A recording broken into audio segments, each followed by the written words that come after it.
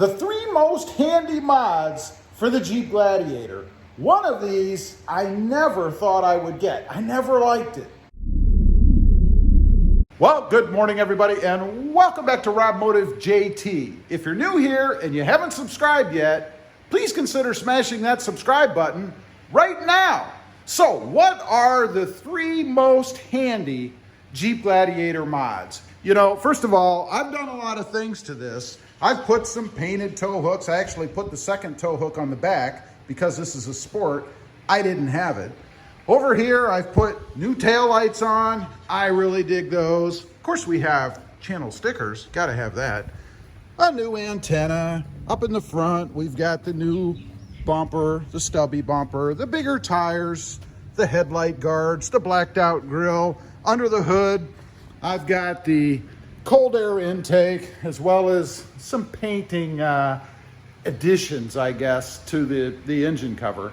But those aren't the best mods. I'm talking about the most handy mods, the three most handy mods that I use frequently. And one of them I use every time I get in the Jeep. First, we're gonna start off here in the rear for number one. We have to open the tailgate for that. This one is the Gladi board. You know, I call it that anyway. It's merely a 2x4. I spruced mine up a little bit, of course. It's painted. Needs to be changed. It was painted originally to match my Gobi Gladiator. Now, obviously, I have a white Gladiator. But this thing comes in handy because it stops stuff from rolling around all over the place.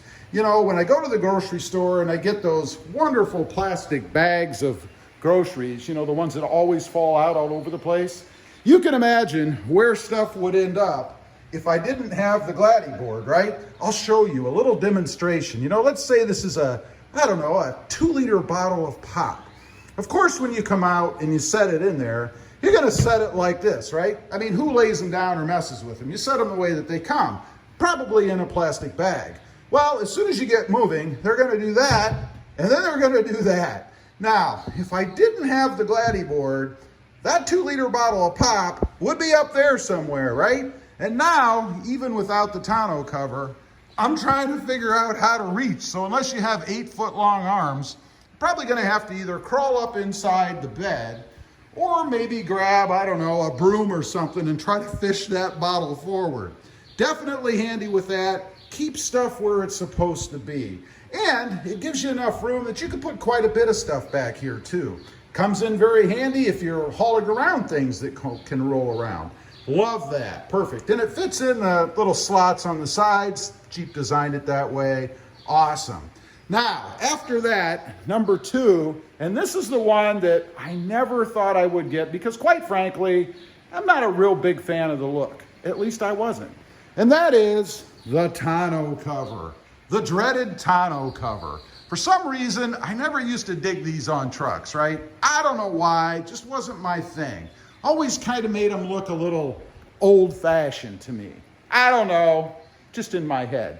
But I gotta say, we took actually my other Gladiator on a trip to Colorado. And we went through rainstorms and wind and all that good stuff.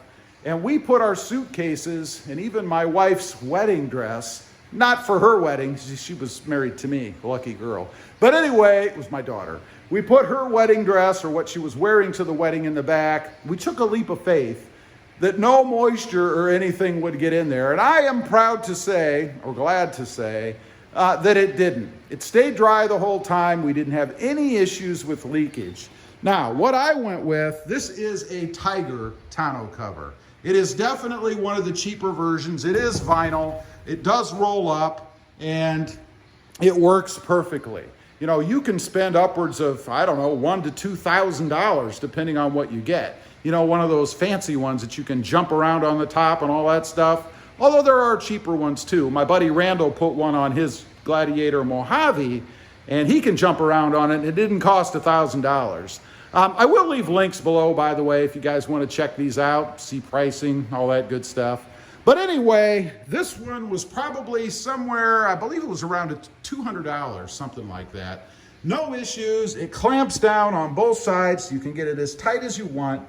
And then clamps or fastens down with just a little kind of thumb nut, if you will, on each corner in the front. And you can see that orange tie right there. That's just a safety feature in case for some reason it would come loose, I guess. That would hold it down. There's one on each side. But gotta say, love this thing. It worked perfectly, and you can't beat it for the money. Now, next up, and this is the one that I use every day. And for some reason, these are a little bit controversial. And of course, I'm talking about side steps. You know, unless you're 8 feet tall, and on here, I'm kind of low to the ground, but normally it's a bit higher. We're kind of straddling the incline here. But I use it every time I get in the truck, and even if I was normally this height, still comes in handy because I can step on that and then kind of hoist myself in, like so.